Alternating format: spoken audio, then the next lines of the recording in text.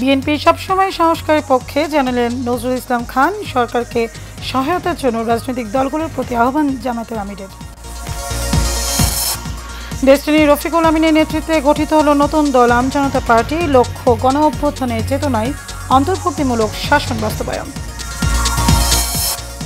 15 বছর পর বাংলাদেশ পাকিস্তান সচিব পর্যায়ে বৈঠক। পারস্পরিক বোঝাপড়ার মাধ্যমে রাজনৈতিক সম্পর্ক উন্নয়নের গুরুত্ব।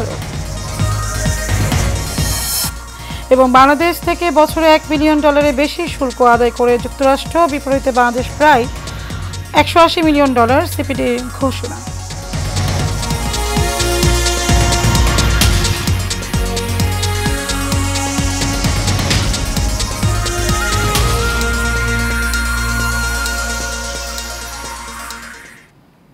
স্বাগত এশিয়া নিউজে, আপনাদের সাথে আছে আমি মারিয়া মিকো। এতক্ষণ শুনছিলেন বিআরবি কেবল ইন্ডাস্ট্রিজ লিমিটেড সংবাদ শিরোনাম। চলে যাব পুরো সংবাদে। বিএনপি সংস্কারের বিপক্ষে নয়, বরং বিএনপি সংস্কারের দল, এমন মন্তব্য করেছেন বিএনপির স্থায়ী কমিটির সদস্য নজরুল ইসলাম খান। বৃহস্পতিবার জাতীয় ঐক্যমত কমিশনের বৈঠকের আগে এসব কথা বলেন তিনি। এ সময় সকলে মিলে জাতির আকাঙ্ক্ষা অনুযায়ী ঐক্যমত প্রতিষ্ঠায় কাজ করার অঙ্গীকার ব্যক্ত করেন ঐক্যমত কমিশনের সহসভাপতি অধ্যাপক আলী রিয়াজ। মোশাররফ তালুকদারের ক্যামেরায় কাউসার আহমেদের রিপোর্টে বিস্তারিত।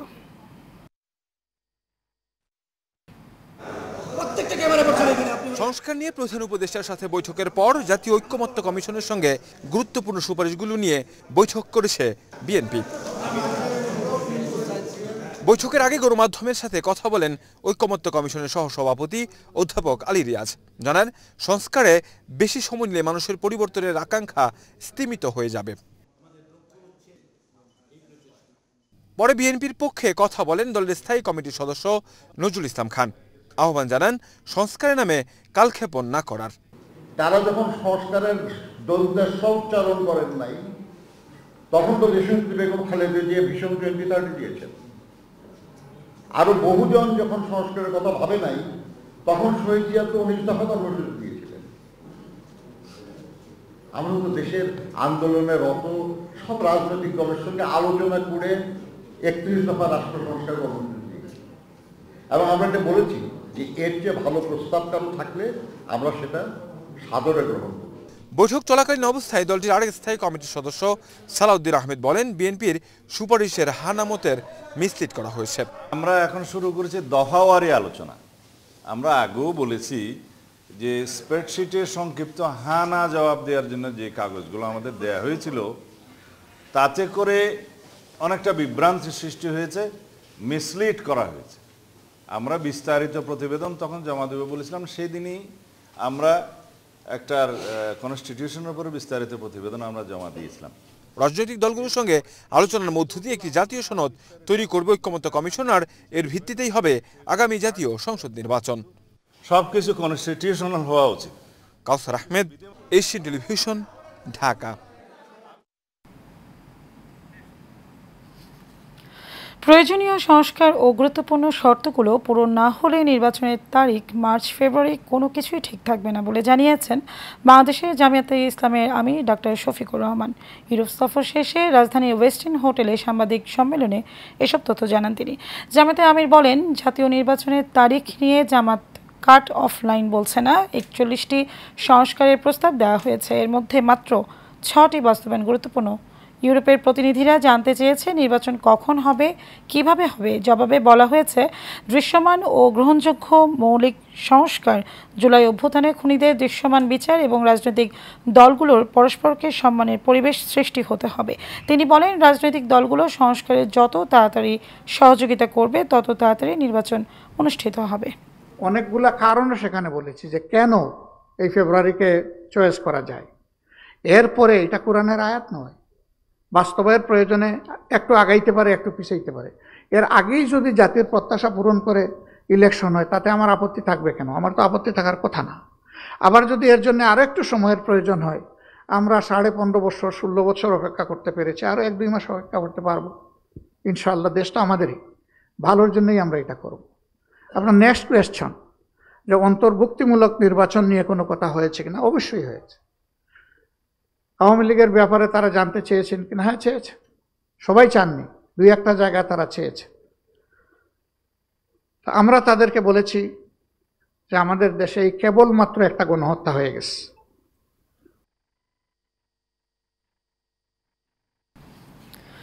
নির্বাচনের বিকল্পে সংস্কারকে কেন দাঁড় করানো হচ্ছে না, অন্তর্বর্তী সরকারের প্রতি প্রশ্ন রেখে জনগণের ভোটাধিকার জনগণকে ফিরিয়ে দেওয়ার আহ্বান জানিয়েছেন বিএনপির সিনিয়র যুগ্ম মহাসচিব অ্যাডভোকেট রুহুল কবির রিজভী। দুপুরে নয়াপল্টনস্থ বিএনপির কার্যালয়ে দলটির সাবেক সাংগঠনিক সম্পাদক এম ইলিয়াস আলীর সন্ধানে আয়োজিত দোয়া মাহফিলে তিনি এসব কথা বলেন। তিনি আরও বলেন, সরকারের গুরুত্বপূর্ণ জায়গায় বিএনপির সঙ্গে সম্পৃক্ত কাউকে পেলেই তাকে সরিয়ে দেওয়া হয় বলে অভিযোগ করেন তিনি। এদিকে জাতীয় প্রেসক্লাবে গণতন্ত্র ফোরামের উদ্যোগে আয়োজিত মানববন্ধনে অংশ নিয়ে আগামী ডিসেম্বরের মধ্যে নির্বাচন দাবি করেন বিএনপি চেয়ারপারসন উপদেষ্টা জয়নাল আবেদিন ফারুক। ভোটাধিকারের জন্য আমাদের 15-16 বছরের সংগ্রাম, সেই ভোটাধিকার কেন বিলম্বিত হচ্ছে, সেটা নিয়ে কেন এত কথা হচ্ছে, কেন নির্বাচন এবং ভোটাধিকারের বিকল্প হিসাবে সংস্কারকে দাঁড় করাচ্ছে? সংস্কার কেন ভোটাধিকার আর গণতন্ত্রের বিকল্প হবে, নির্বাচনের বিকল্প হবে? আমরা ভোট নির্বাচন এবং ভোট প্রয়োগের কথা বললে আপনার সরকার আরো কিছু কথা সেগুলোকে বিকল্প এনে দাঁড় করছেন। গণতন্ত্র মানেই তো নির্বাচন। ডেস্টিনি গ্রুপের ব্যবস্থাপনা পরিচালক মোহাম্মদ রফিকুল আমিনের নেতৃত্বে বাংলাদেশ আম জনতা পার্টি নামে নতুন রাজনৈতিক দলের আত্মপ্রকাশ ঘটেছে। নিজে আহ্বায়ক হয়ে দলের সদস্য সচিব করেছেন গণ অধিকার পরিষদের সদ্য অব্যাহত দেয়া ফাতিমা তাসনিমকে। সকালে রাজধানীর বনানী শেরাটন হোটেলে এক অনুষ্ঠানের মধ্য দিয়ে আত্মপ্রকাশ করে দলটি। বাতেন বিপ্লবের রিপোর্টে বিস্তারিত।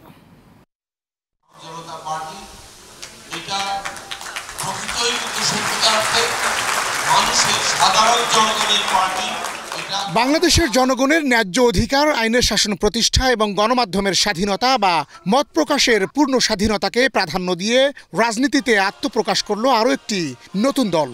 দেশের আলোচিত ডেস্টিনি গ্রুপের এমডি রফিকুল আমিনের নেতৃত্বে পরিচালিত হবে দলটি। সকল প্রকার দুর্নীতি প্রতিরোধ ও নির্মূল করার মাধ্যমে প্রাতিষ্ঠানিক সংবাদ সম্মেলনে ঘোষণাপত্র পাঠের শুরুতে রফিকুল আমিন বলেন, মানুষের মৌলিক অধিকার বাস্তবায়ন ও রাজনৈতিক অধিকার প্রতিষ্ঠার লড়াইয়ে অগ্রণী ভূমিকা রাখতে চায় বাংলাদেশ আম জনতা পার্টি। আমরা 9টি দফার আলোকে বাংলাদেশ আম জনতা পার্টির কর্মসূচি অবহিত করব। 1.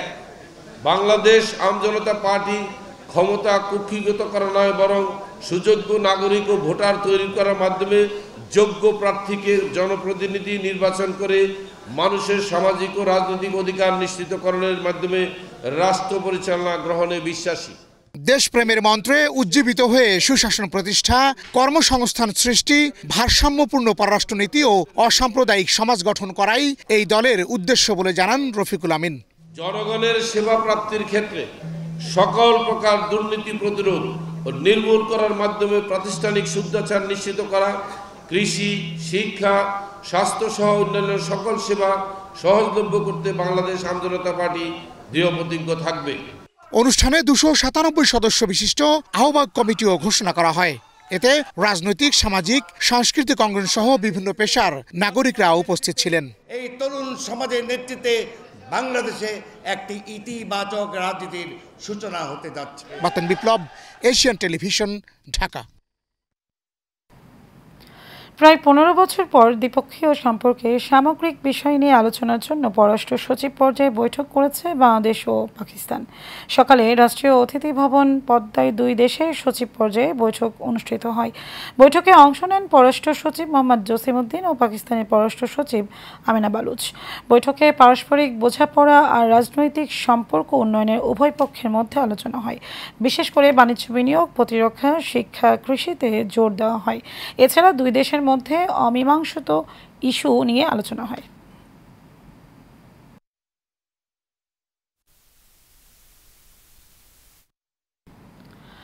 বাংলাদেশের রপ্তানি পণ্য থেকে বছরে $1 বিলিয়ন বেশি শুল্ক আদায় করে যুক্তরাষ্ট্র। অন্যদিকে মার্কিন পণ্য থেকে বাংলাদেশ পায় $180 মিলিয়ন শুল্ক পায়।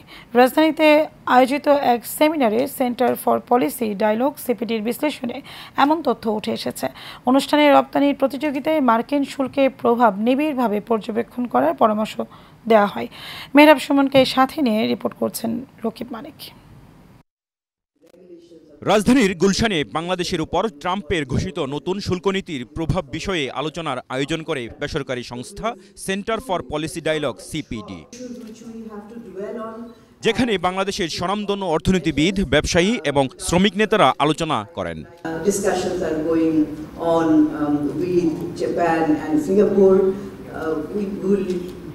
We would urge that we should complete these FTAs as soon as possible and also get engaged with others. অনুষ্ঠানে HSBC ব্যাংকের সিইও মাহবুবুর রহমান বলেন, এই পরিস্থিতির বিকল্প হিসেবে নতুন বাজারের সন্ধান করতে হবে। আমরা ফ্রি ট্রেড এগ্রিমেন্টে গেলাম না, আমাদের জিএসপি উঠে গেল। ভিয়েতনাম, আমি জাস্ট একটা এক্সাম্পল হিসেবে বলছি, এক্সপোর্ট করে দিচ্ছে ফ্রি ট্রেড এগ্রিমেন্টের আন্ডারে, আমার উপরে ট্যারিফ বসে গেল। এটা তো আসলে কাম্য হবে না। তো কাজেই আমাদের একটা রোড ম্যাপ দরকার। আমি বলবো যে আমাদের কম্পিটিটিভনেসটা আগাতে হলে কোন বাজারে আমি কম্পিটিটিভ হব, কিভাবে হব এবং কোন বাজারগুলি আমাদের জন্য প্রাসঙ্গিক, সেরকম একটা রোড ম্যাপ খুবই প্রয়োজন। এ সময় সিপিডির চেয়ারম্যান রেহমান সুবান বলেন, বাংলাদেশি পোশাক আমদানি থেকে যুক্তরাষ্ট্র 1 বিলিয়নের বেশি শুল্ক পেয়ে থাকে। That number one was export promotion. No, number one was import substitution. Meaning to say that they were bothered by the fact that the US was was progressively losing its industrial base, and they wanted to then redevelop the industrial base. So those of you who are students of economics in the 1960s and 70s, বাণিজ্য ও বিনিয়োগ সহযোগিতা forum চুক্তি টিকফার মাধ্যমে যুক্তরাষ্ট্রের সঙ্গে সম্পৃক্ততা সহ কৌশলগত বিকল্প খুঁজে বের করতে সুপারিশ করা হয় সিপিডির পক্ষ থেকে। আমাদের এগুলোও আমাদের চিন্তা করতে হবে আমার মনে হয়। রকিব মানিক, এশিয়ান টেলিভিশন, ঢাকা। মুক্তিযুদ্ধ বিষয়ক মন্ত্রণালয়ের উপদেষ্টা ফারুকী আজম বলেছেন, মুজিবনগর সরকারের নামে পরিবর্তনের কোনো ইচ্ছা এই সরকারের নেই, কারণ ইতিহাস কখনো মোছা যায় না, ইতিহাসকে ইতিহাসের জায়গায় রাখতে হয়। ঐতিহাসিক মুজিবনগর দিবসে জাতির শ্রেষ্ঠ সন্তানদের প্রতি শ্রদ্ধার্ঘ্য অর্পণের পর ফারুকী আজম এসব কথা বলেন। সূর্যোদয়ের সঙ্গে সঙ্গে মেহেরপুরের মুজিবনগর স্মৃতিসৌধে জাতীয় পতাকা উত্তোলন করেন তিনি। গার্ড অব অনার শেষে স্মৃতিসৌধে পুষ্পার্ঘ্য অর্পণের মধ্য দিয়ে জাতির শ্রেষ্ঠ সন্তানদের স্মরণ করেন উপদেষ্টা।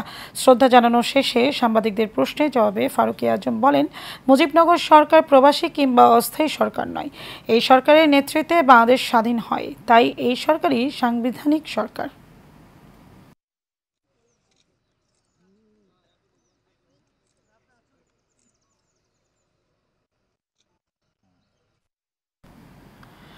সুন্দরী মেয়েদের দিয়ে বিদেশি রাষ্ট্রদূতের প্রেমের ফাঁদে ফেলার অভিযোগে রাজধানীর ধানমন্ডি থানায় দায়ের করা প্রতারণার মামলায় মডেল মেঘনা আলমকে গ্রেপ্তার দেখিয়েছেন আদালত। সকালে তাকে আদালতে হাজির করা হলে মামলায় তদন্ত কর্মকর্তা তাকে গ্রেপ্তার দেখানোর জন্য আবেদন করেন। রাষ্ট্রপক্ষে মহানগর দায়রা জজ আদালতে পাবলিক প্রসিকিউটর তাকে গ্রেপ্তার দেখানোর পক্ষে শুনানি করেছেন। শুনানি শেষে ঢাকার মেট্রোপলিটন ম্যাজিস্ট্রেট মাসুম মিয়া তাকে গ্রেপ্তার দেখান।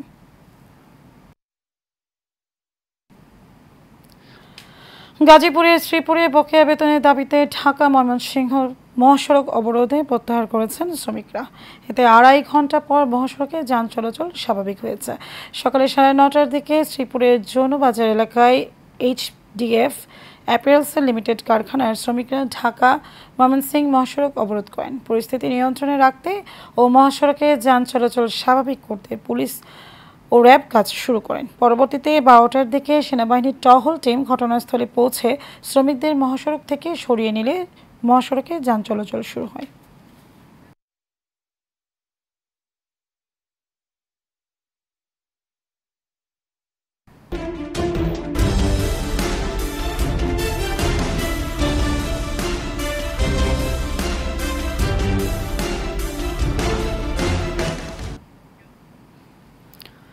গাইবান্ধায় জন্ম আর মৃত্যু সনদ প্রদানে চলছে ভয়াবহ জালিয়াতি। আর জন্ম নিবন্ধনের তথ্য গোপন করে মোটা অঙ্কের টাকার বিনিময়ে এসব জালিয়াতিতে জড়িয়ে পড়েছেন ইউপি সচিব, হিসাব সহকারী, উদ্যোক্তা ও সহ ছোট বড় কর্মকর্তারা। আর এই সুযোগে স্থানীয় জনপ্রতিনিধিদের সহায়তায় ভুয়া ঠিকানা ও কাগজপত্র ধাপে ধাপে জাতীয় পরিচয়পত্র বানাচ্ছে রোহিঙ্গা সহ ভিনদেশিরা। সুমন মণ্ডলের অনুসন্ধানে 5 পর্বের ধারাবাহিক প্রতিবেদনে আজ দেখুন 3য় পর্ব, জানাচ্ছেন রাশেদা কোন।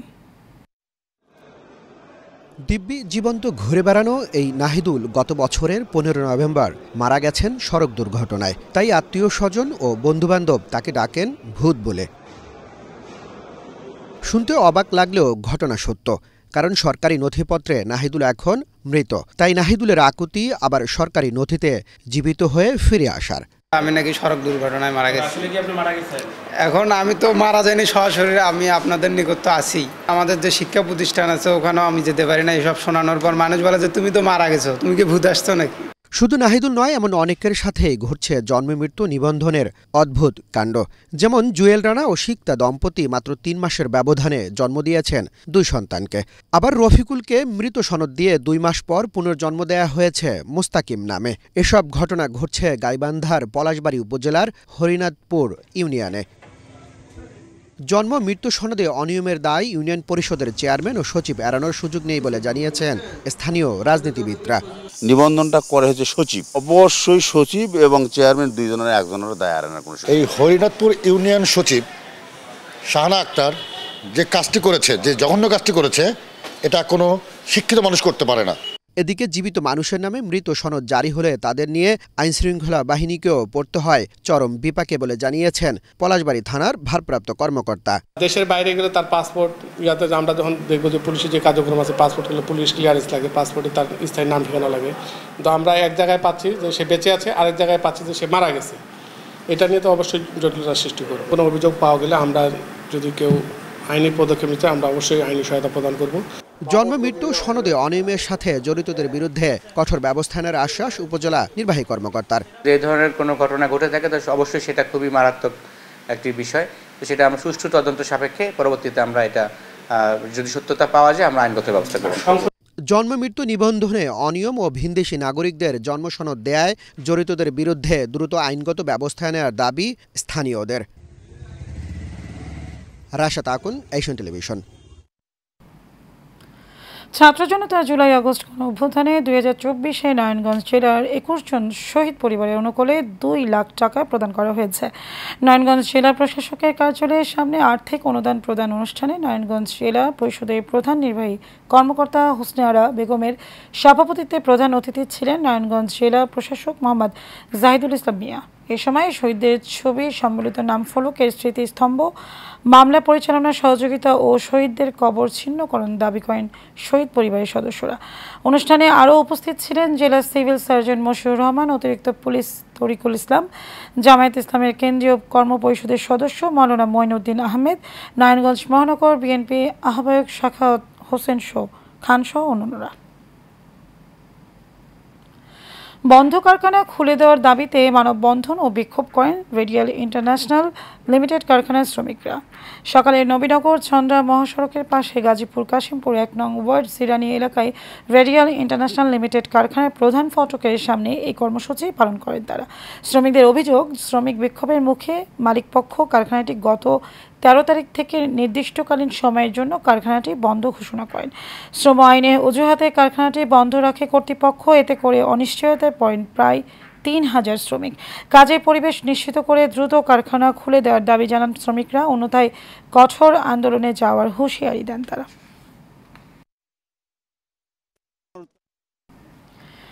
বিএনপির কেন্দ্রীয় নির্বাহী কমিটির সহ স্বাস্থ্য বিষয়ক সম্পাদক এবং গাজীপুর জেলা বিএনপির সিনিয়র যুগ্ম আহ্বায়ক অধ্যাপক ডক্টর এস.এম. রফিকুল ইসলাম বাচ্চুর নির্দেশে এসএসসি পরীক্ষার্থীদের মাঝে শিক্ষা উপকরণ এবং অভিভাবকদের মাঝে খাবার বিতরণ করা হয়েছে। শ্রীপুর পৌর শহরে পাইলট উচ্চ বিদ্যালয়ে পৌর কৃষক দলের উদ্যোগে এর আয়োজন করা হয়। এই সময় উপস্থিত ছিলেন পৌর কৃষক দলের আহ্বায়ক শাহজাহান মিয়া, সদস্য সচিব রাহাত হাসান জুয়েল, এছাড়াও পৌর কৃষক দলের প্রতিটি ওয়ার্ডের সভাপতি, সাধারণ সম্পাদক সহ অন্যান্য নেতৃবৃন্দ উপস্থিত ছিলেন। মানিকগঞ্জে হরিরামপুর উপজেলার ঝিটকা বাজারে নতুন পেঁয়াজ হাট বসানোকে কেন্দ্র করে দুই পক্ষের মধ্যে চরম উত্তেজনার সৃষ্টি হয়েছে। প্রশাসনের সিদ্ধান্ত নিয়ে কৃষকদের মধ্যে অসন্তোষ দেখা দিয়েছে।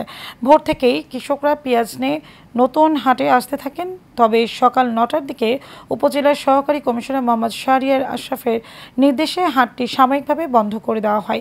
এতে কৃষকরা হতাশ ও ক্ষুব্ধ হন। পরিস্থিতি সামাল দিতে পুলিশ ও সেনাবাহিনীর সদস্যদের মোতায়েন করা হয়। নতুন হাটে পেঁয়াজ নিয়ে আসা কৃষকরা জানান, পুরনো হাটে যানজট ও ব্যবস্থাপনার অভাবে তাদের পেঁয়াজ বিক্রি করতে সমস্যা হয়। তারা বলেন, নতুন হাটে সময়, শ্রম ও খরচ সবকিছুর সাশ্রয় হয় এবং বিক্রিও ভালো হয়। তাদের অভিযোগ, কৃষকদের মতামত না নিয়েই হাট বন্ধের সিদ্ধান্ত নেওয়া হয়েছে, যা প্রান্তিক কৃষকদের কষ্ট আরও বাড়িয়ে দিয়েছে। গাজায় অন্তত 5 লাখ মানুষকে নতুন করে বাস্তুচ্যুত করা হয়েছে বলে জানিয়েছেন জাতিসংঘ প্রকাশিত এক প্রতিবেদনে গাজায় আরও একটি ভয় ও আতঙ্কময় সপ্তাহ কাটতে দেখছে বিশ্ব বলে উল্লেখ করা হয়। জিম্মি বিষয়ক মার্কিন বিশেষ দূত অ্যাডাম বেহলার বলেছেন, ফিলিস্তিনে হামাসের হাতে সকল বন্দী মুক্তি পেলেই গাজায় যুদ্ধবিরতি সম্ভব হবে। বিস্তারিত জানাচ্ছেন জাবালুন নূর। ক্রমাগত হামলায় ধ্বংসস্তূপে পরিণত হওয়া অবরুদ্ধ গাজায় উদ্ধারকারীদের ভারী যন্ত্রপাতি নিয়ে পৌঁছাতে বাধা দিচ্ছে ইসরায়েলি বাহিনী। বাধ্য হয়েই হাতুড়ি এবং খালি হাতে উদ্ধার কাজ চালাতে হচ্ছে তাদের। ধ্বংসস্তূপ থেকে একটি শিশুকে উদ্ধার করছিলেন উদ্ধারকারীরা। বেঁচে যাওয়া এই শিশু বারবার তার মায়ের জন্য কেঁদে উঠছিল। ধ্বংসস্তূপের মাঝে প্রতিদিনই গাজার প্রত্যেকেই কাউকে না কাউকে হারাচ্ছেন, আর এখানে অল্প সংখ্যক মানুষই অবশিষ্ট আছে যারা এরই মাঝে সবাইকে হারিয়েছে। জাতিসংঘ জানায়, গত 18 মার্চ থেকে হামাসের সাথে ইসরায়েলের যুদ্ধবিরতি ভঙ্গের পর থেকে গাজায় আনুমানিক 5 লক্ষ মানুষ নতুনভাবে বাস্তুচ্যুত হয়েছে। গাজায় আরও একটি ভয় ও আতঙ্কময় সপ্তাহ কেটে যাচ্ছে বলে তাদের ওয়েবসাইটে প্রকাশিত প্রতিবেদনে উল্লেখ করা হয়েছে। এদিকে ইসরায়েলের প্রতিরক্ষা মন্ত্রী ইসরায়েল কাটজ বলেছেন, গাজায় সমস্ত মানবিক সাহায্য প্রবেশে বাধা দেওয়া হচ্ছে হামাসকে চাপ দেওয়ার জন্য। জিম্মি বিষয়ক মার্কিন বিশেষ দূত অ্যাডাম বোলার আল জাজিরাকে দেয়া এক সাক্ষাৎকারে বলেন, ফিলিস্তিনি ছিটমহলে হামাসের হাতে সকল বন্দী মুক্তি পেলেই গাজায় যুদ্ধবিরতি সম্ভব হবে।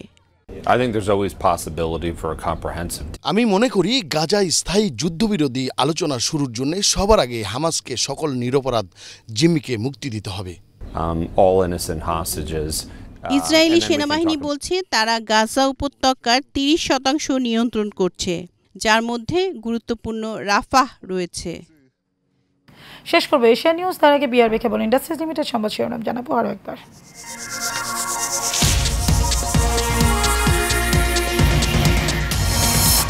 বিএনপি সবসময় সংস্কারের পক্ষে জানালেন নজরুল ইসলাম খান। সরকারকে সহায়তার জন্য রাজনৈতিক দলগুলোর প্রতি আহ্বান জামায়াতের আমিরের। ডেস্টিনি রফিকুল আমিনের নেতৃত্বে গঠিত হল নতুন দল আম জনতা পার্টি। লক্ষ্য গণঅভ্যুত্থানের চেতনায় অন্তর্ভুক্তমূলক শাসন বাস্তবায়ন। 15 বছর পর বাংলাদেশ পাকিস্তান সচিব পর্যায়ে বৈঠক। পারস্পরিক বোঝাপড়ার মাধ্যমে রাজনৈতিক সম্পর্ক উন্নয়নের গুরুত্বারোপ। এবং বাংলাদেশ থেকে বছরে $1 বিলিয়ন বেশি শুল্ক আদায় করে যুক্তরাষ্ট্র, বিপরীতে বাংলাদেশ পায় $180 মিলিয়ন। সিপিটির গবেষণা।